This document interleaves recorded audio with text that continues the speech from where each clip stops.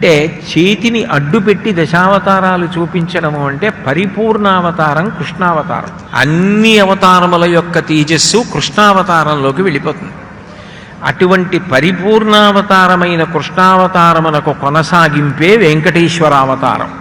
ఎందుకనంటే వెంకటేశ్వరుణ్ణి పద్మావతీదేవి చెలికెత్తెలు మీరెవరు అని అడిగినప్పుడు ఆయన జవాబు చెప్పినప్పుడు ఆయన ఎవరో ఆయనే చెప్పుకున్నారు. మా నాన్నగారు వసుదేవుడు, మా అమ్మగారు దేవకీదేవి, మా చెల్లెలు సుభద్ర, మా అన్నయ్య బలరాముడు అని చెప్పారు. ఈ నలుగురితో అనుబంధం ఉన్నవాడెవరు? కృష్ణ పరమాత్మ. అంటే పరిపూర్ణావతారమైనటువంటి శ్రీకృష్ణావతారం యొక్క కొనసాగింపే వెంకటేశ్వరావతారం. మిగిలిన అవతారాలకి శ్రీ వెంకటేశ్వరావతారానికి ఒక ప్రధానమైనటువంటి భేదం ఉంటుంది. మిగిలిన అవతారాల్లో ధర్మం తప్పిన, విశేషంగా పాపం చేసిన సంహరిస్తాడు ఆయుధం